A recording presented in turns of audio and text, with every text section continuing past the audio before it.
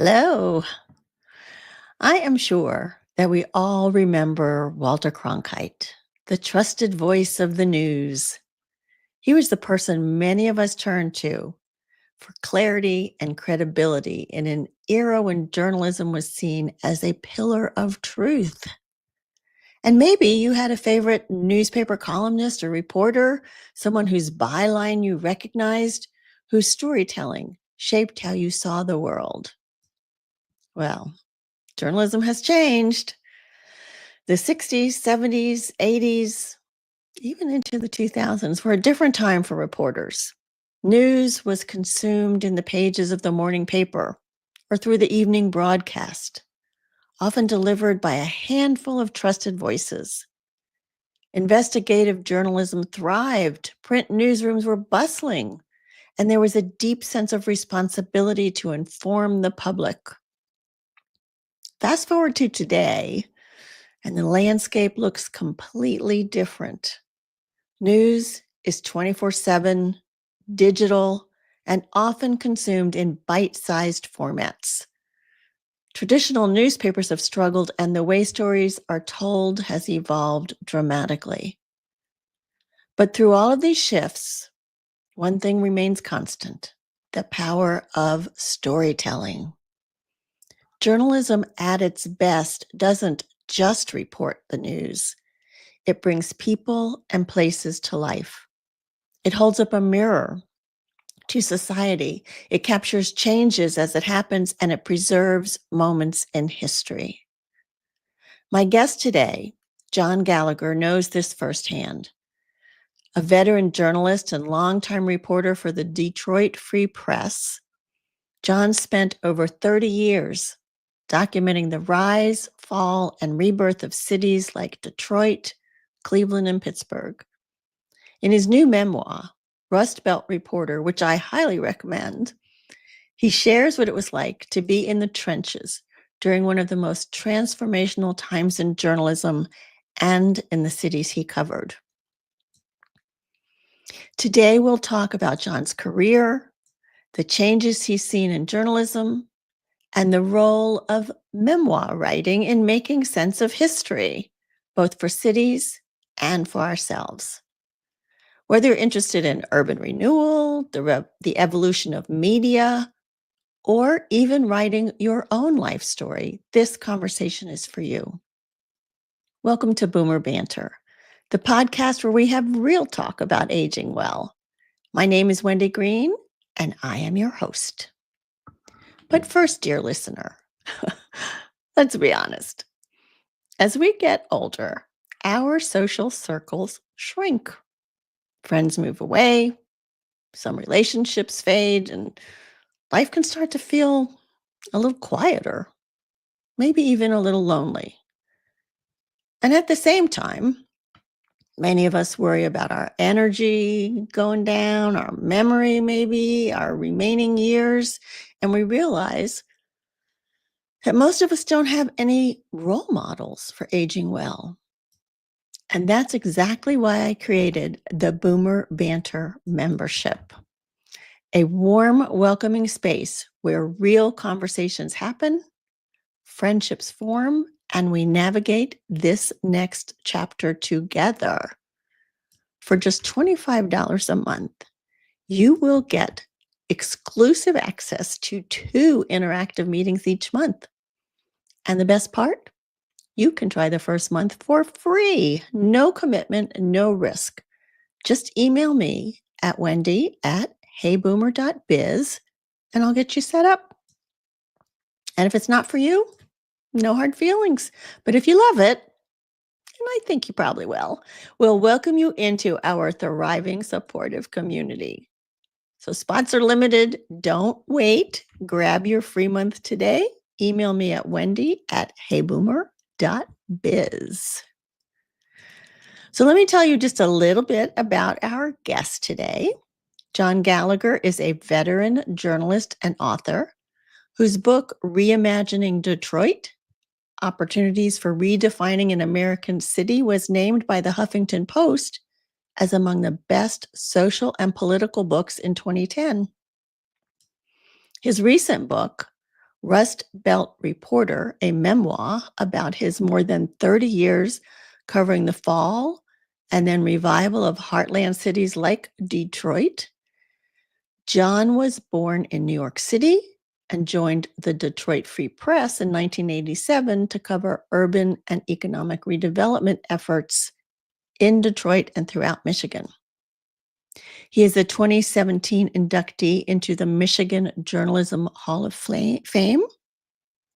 And John was a guest on Boomer Banter in August 2021 to share another book he wrote titled The Englishman and Detroit, another fascinating book.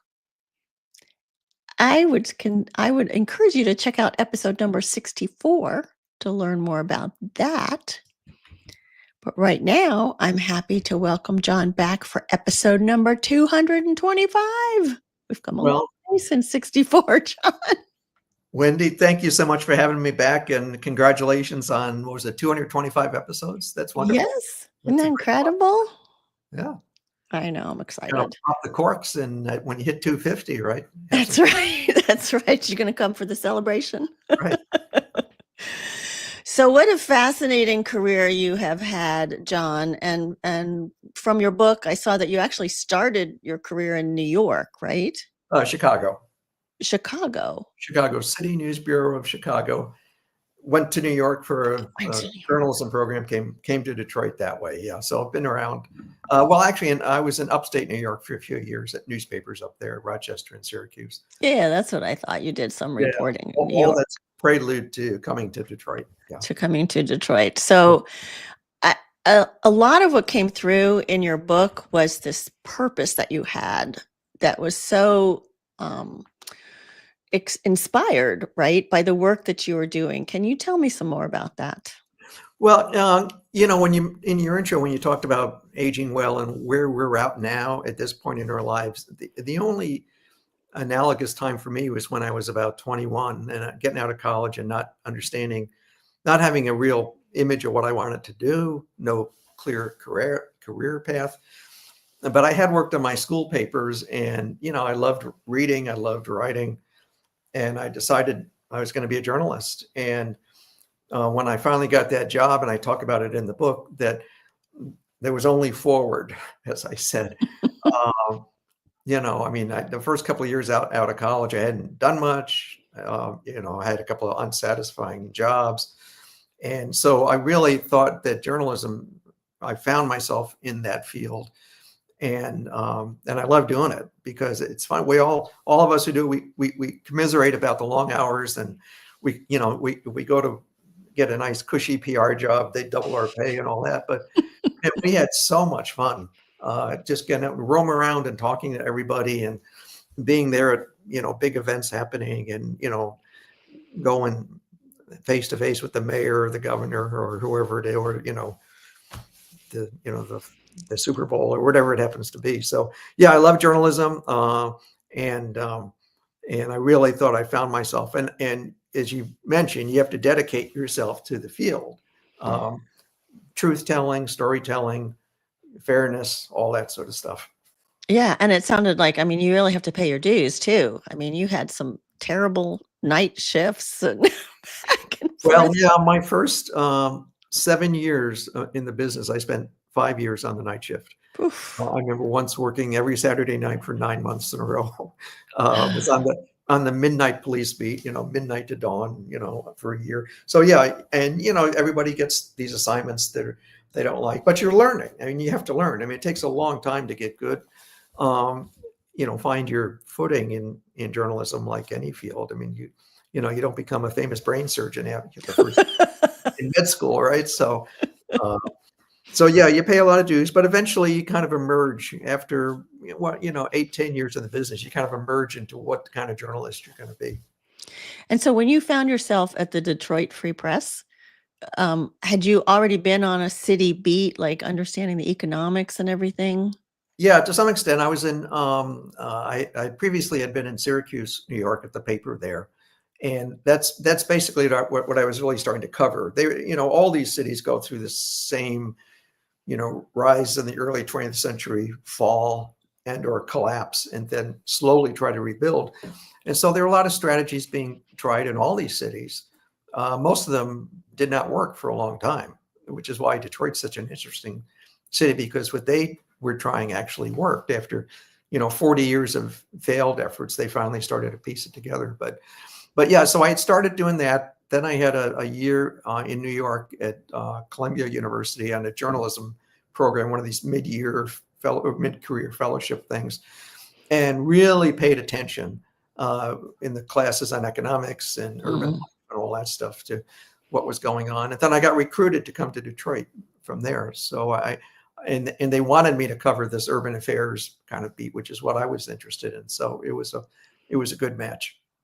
Yeah. I mean, it's so exciting, the stories that you had to share about that. And I know there were some issues that became a little bit controversial as you were covering them. So enlighten us. Well, the first big thing we jumped into was sort of a redlining kind of story. Redlining, that is, banks abandoning the city of Detroit. And I and two other reporters spent months doing data and walking neighborhoods and knocking on doors and demonstrated, we thought pretty convincingly, that the banks had pretty much abandoned the city of Detroit.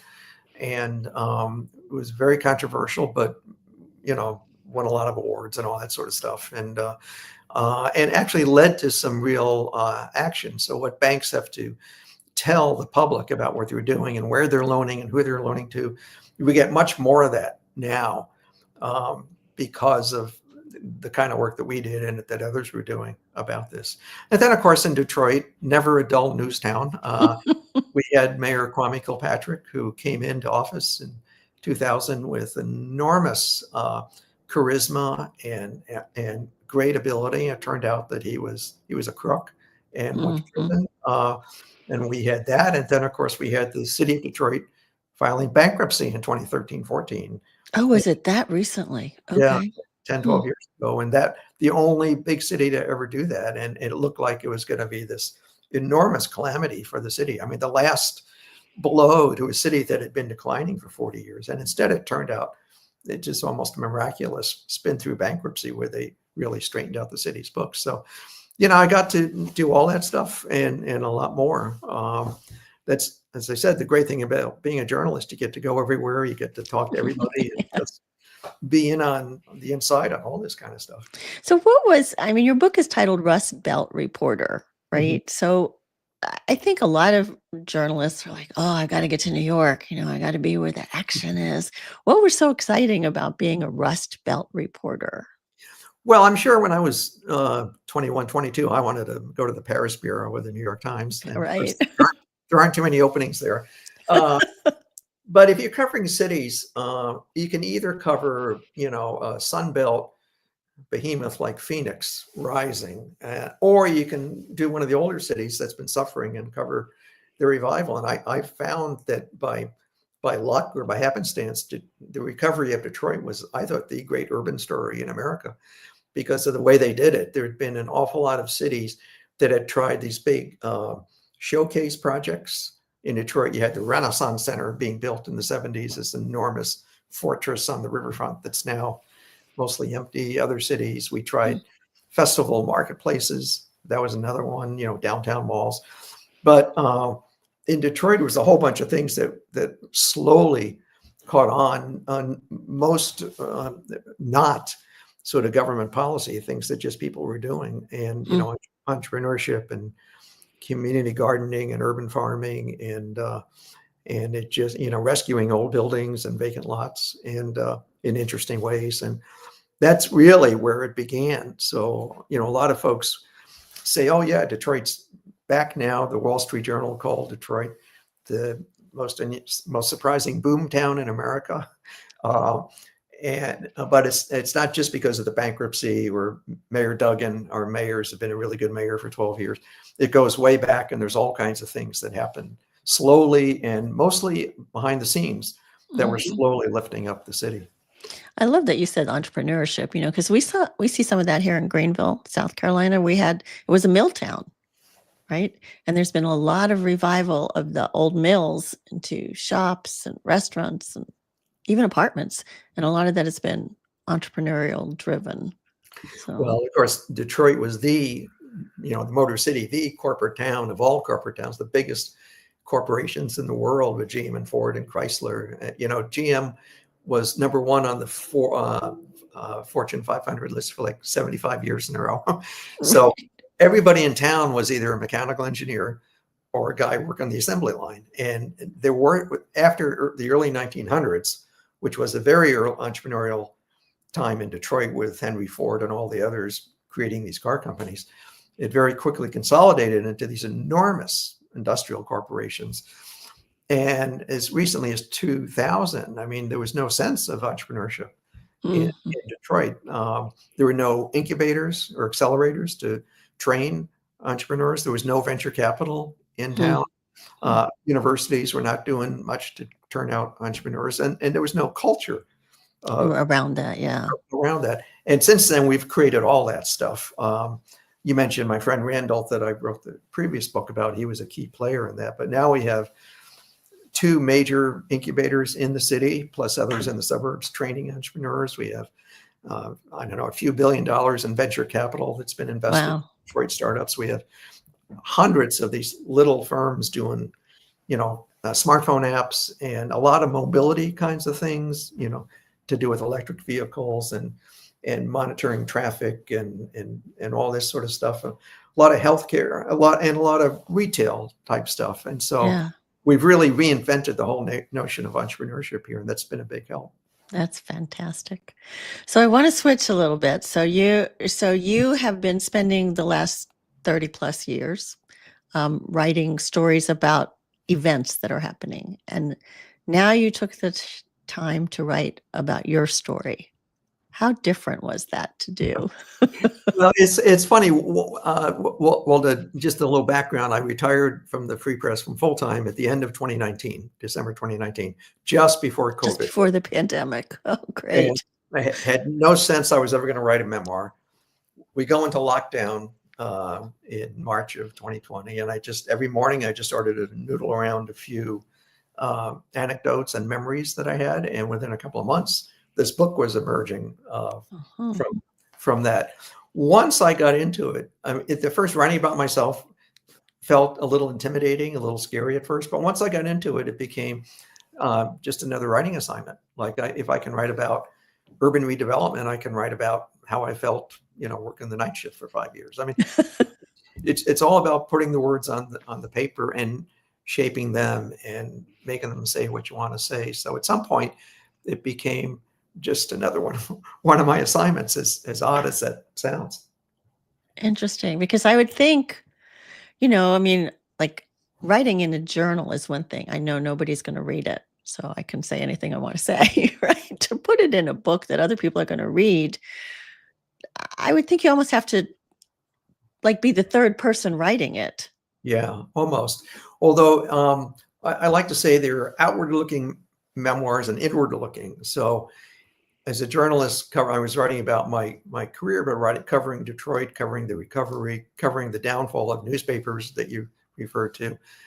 And so I had a slight distance from that in my memoir. I write about my feelings to some extent and how I met my wife in Detroit and all that, but but it's not the same kind of intimate, inward-looking memoir you would be doing if you're doing,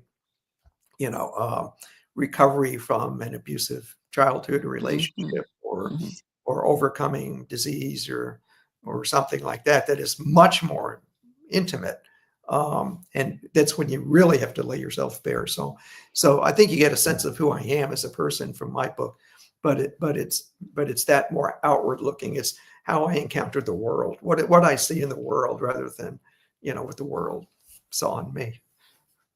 Yeah, I think that's probably a good description, because you do talk about some of the big events, like the Berlin Wall. Tell us about that. That was quite an exciting event. Well, almost event. Right. Well, in 1989, of course, the Berlin Wall came down, communism fell, and East and West Germany were reunited. And this wall that had been dividing Berlin and was the symbol of East-West Cold War conflict finally opened. And I had been invited by a German American foundation to take like a 2-week visit to Germany and interview a lot of people and all that. And so we happened to be in Berlin the week that the wall opened. And first thing I did is go to the Brandenburg Gate, the famous gate that was the symbol of the Cold War. And I stood there that evening with TV cameras, news crews from around the world lined up, and thousands of people. And I thought, you know, the only time in my career I'm actually at the place the whole world is watching. Right. And you know that we, I mean, we had a wonderful week interviewing all the East Germans who were coming through and interviewing them and all that. And you know, like everybody else, I went to the wall and chipped out a few pieces of the wall. And I remember they took us into East Berlin. It was still sort of separated, even though it was technically always separated. And they took us in and we did a bunch of interviews there. And the American ambassador to East Germany was from Detroit. And so they arranged for an interview for me with this guy. And I could only do it from East Berlin, from a phone booth in a tavern or something. Oh my gosh. The phone lines wouldn't go from east to west. Huh. So I was by myself at night in East Berlin doing this phone call, and then had to walk back through the streets feeling like, you know, like I'm in a spy novel. And Yeah. I get to the one elevated train station and I get in the wrong line, and some big East German border guard tells me to get my butt over the other line and all that. And they used to say, as you took the train back over no man's land into the west, you could feel the temperature rising just because it was so cold because of the lack of freedom. And it's true. I mean, it was such a relief to pass over this horrible no man's land with the barbed wire and everything and get back in. And that was, like I said, just sort of an accidental thing. I happened to be there and it was wonderful. And I've got my date lines, as we call them, from East Berlin. You know, most people don't get to do that as journalists. But again, the lucky thing that happens when you're in journalism, you get to go everywhere and see everything. Yeah, that's a pretty amazing story. I know it was a great read on that part. So one of the things that we talked about, you and I, before we did this show was giving people hints on how to write a memoir. And, you know, I was reading yours going, yeah, well, you've been to the Brandenburg Gate and you saw the rise and fall and the rise again of Detroit, you know, like I don't have amazing stories like that. How do I write a memoir? Well, there's all kinds of memoirs. We spoke about outward looking versus inward looking. But I've become kind of a student of memoirs. I think that the book that kicked it all off was Frank McCourt's Angela's Ashes, the Irish, you know, about his Irish boyhood. Yep. In which he had nothing in terms of great events or anything like that. It was just what he called a miserable Irish childhood, but became a bestseller. So, and you know, there's all kinds of, I mean, all of our lives are so different. It's one thing that struck me when I was doing this. I have my life, and you know, every other memoir is completely different. So I would not let that intimidate anyone. I would simply, if you want to try this, simply get some writing done. And you can use pencil and pad, you can use a computer, you can write every day or once a week or whatever. The only rule for me is that it has to get done. I mean, you have to do it at some point. And it doesn't have to be a full-blown memoir that you're going to publish and you hope people will read. It can be very personal. It can be, there's a lot of sort of private memoirs that people write just for their families, you know, like there's someone I know who's doing a memoir about her father in World War II based on his letters. He had been a very voluminous letter writer home. Interesting. And you know, she may do that just for her family. And of course, there's journaling and diary keeping, which it can be entirely personal. So it's up to each person to decide what they want to do. Do they want this to go out there into the world and have people tell you what they think of it, you know, which is what I wanted, or it can be just very personal for your family or friends, or just for me, or it could be just a tool of self-discovery. I was reading recently Michael Phelps, the Olympic swimmer, who, you know, won, I don't know, 18 gold medals or something. And he had a hard time once the Olympics ended. He was doing marijuana. I think he was arrested once, maybe, whatever it was. But he writes now that he's journaling just as a help to figure out his thoughts, make sense of his life. And so it could just be something like that. It doesn't have to be, a full-blown thing. Yeah. It's interesting. I mean, journaling I've been doing most of my life, and there are times that I think I'm going to have to destroy these all before my children see them when I die. And then there are other times that you think, you know what, I'd like them to know what, because we have such different viewpoints of our parents than probably the life they really lived. So we'll see. It's interesting to think about. Well, that's the thing. I've never been successful at keeping a journal all the time. I usually do it for, I did it a year in New York. Sometimes I do it to keep a vacation journal, that sort of thing. And I've had that same thought. What am I going to do with these eventually? Am I going to burn them? That's right. Put them in my archives that no one is ever going to read. So everybody has to kind of decide that. And I don't know if anybody has any thoughts on how you process that. I'd be happy to hear them. I know, because a lot of times, like you said, journals are really for our own mental health, to help us figure things out and sort things out, and memory, like I would take the kids on vacations. I'm like, let's journal about this so we remember when we get 2 years from now and go, where did we go? What did we see?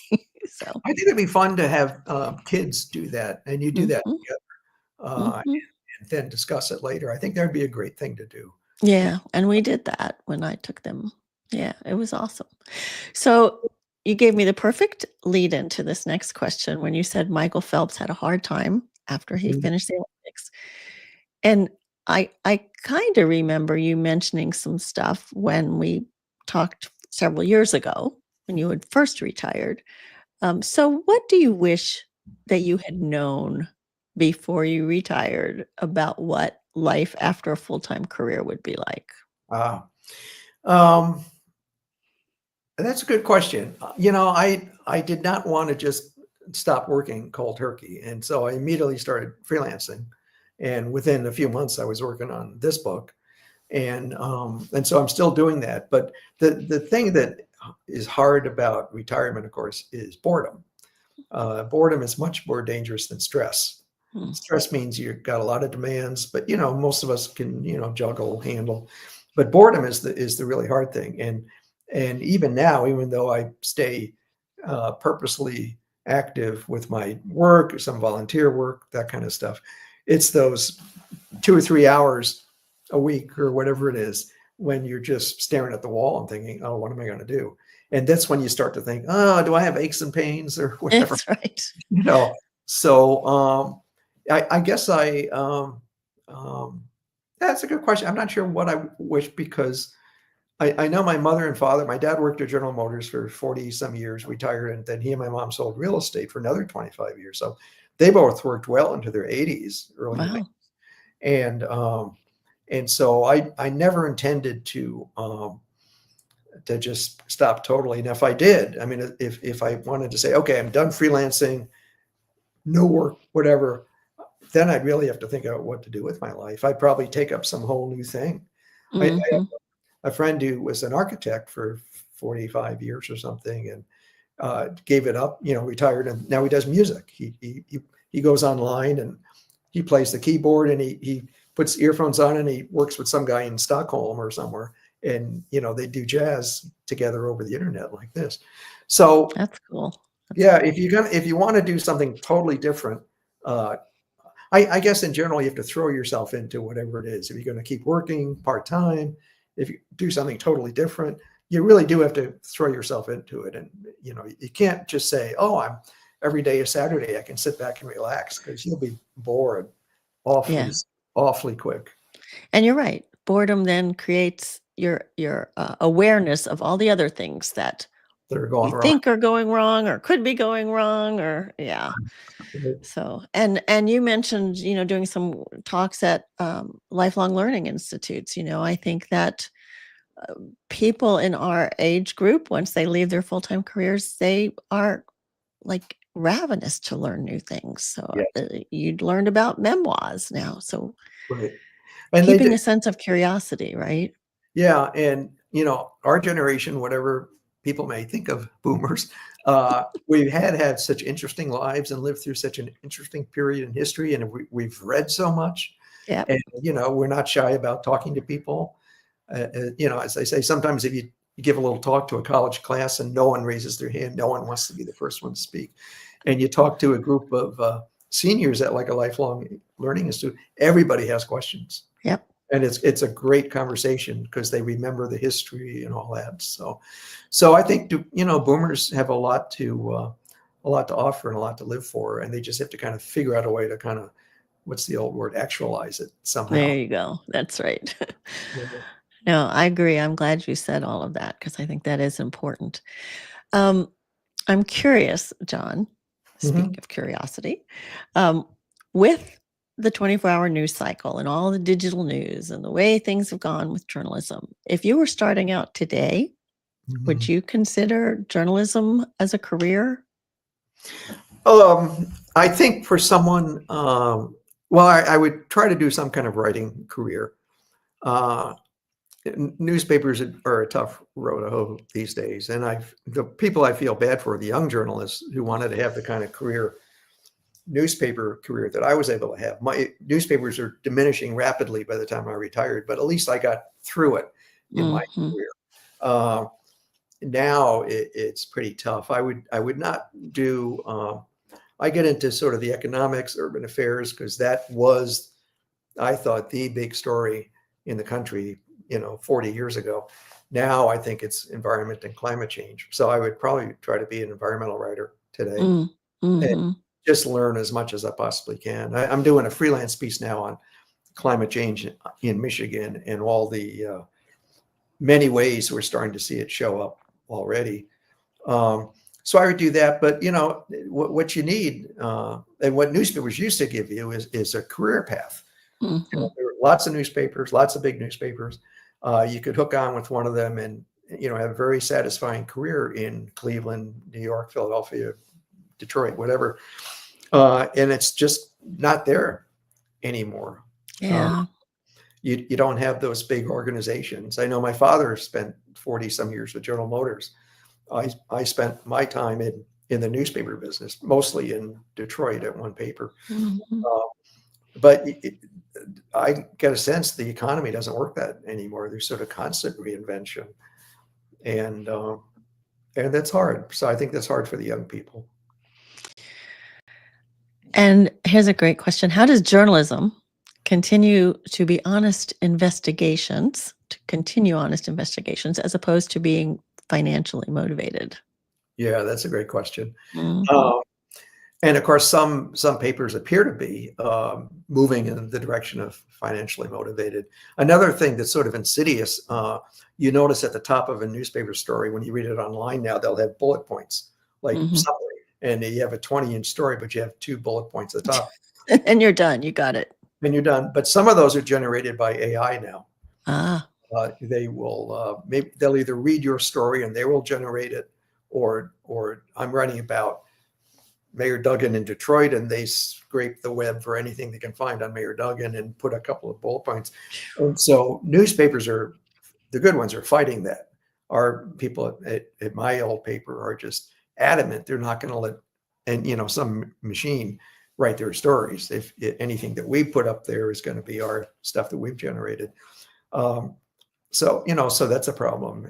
But just the sheer lack of resources compared to what we used to have. Yeah. And they're just trying to stay alive too. So that's hanging on by their nails. Yeah. When I got to the Detroit in 1987, we had 300 plus people in the newsroom. This would have been reporters, photographers, copy editors, librarians, opinion writers, editors of all kinds. Now they're down to about 80 to 90 or 100. So 70% decline in headcount. And that's typical around the country. Yeah. It makes it much harder. I mean, for those of us that grew up with newspapers, I would love getting the Sunday paper, and so I could sit there for a couple of hours with my coffee and the Sunday paper, And just things like the travel budget. It used to be if something broke, they would say, get your butt to Chicago to cover this or whatever. Yeah. And no one would say, well, what's it going to cost?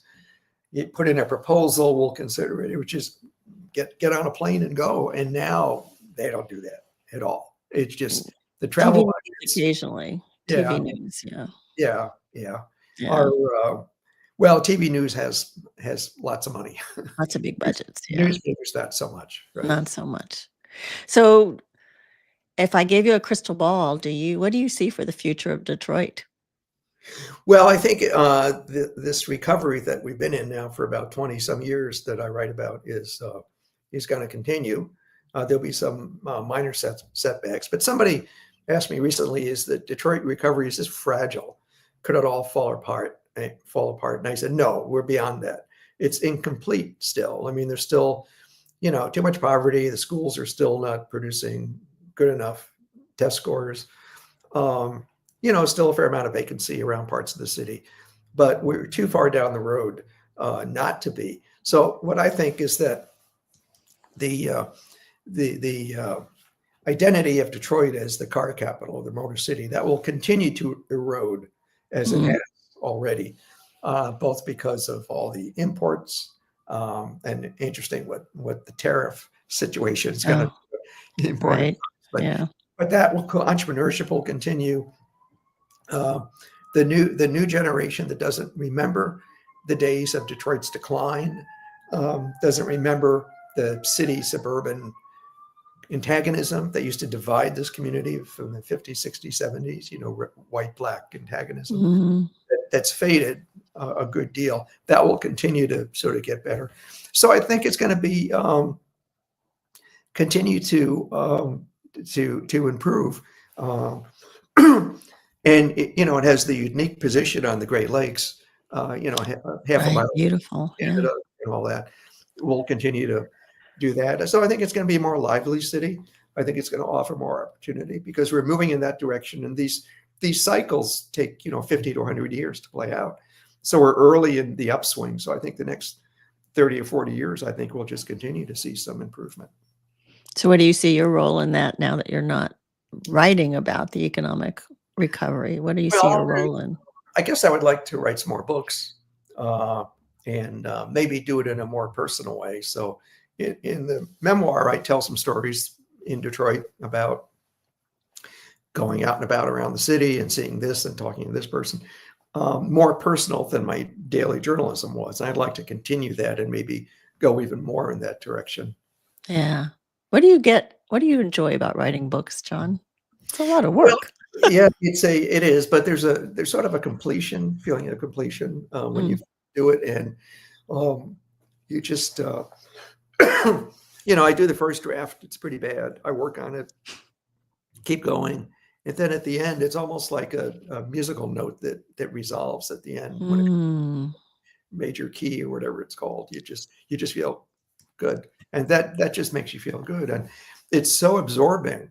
Yeah, even in a newsroom when other people all around and TV sets going and phones ringing, you're just so absorbed in what you're doing. It's almost like a self hypnosis or something. You just focus on this one thing. I love the way you describe that. A musical completion. You're telling a story through your words. That last perfect note. Yeah. Last perfect note. That's what you're going for. I love that. Well, this has been fabulous. And I can't wait that you're going to be our guest on the Boomer Believers tomorrow night. And anybody that wants to have the opportunity to check out our Boomer Believers group and ask John questions and hear more of his stories, I am inviting you to join us for no charge tomorrow night.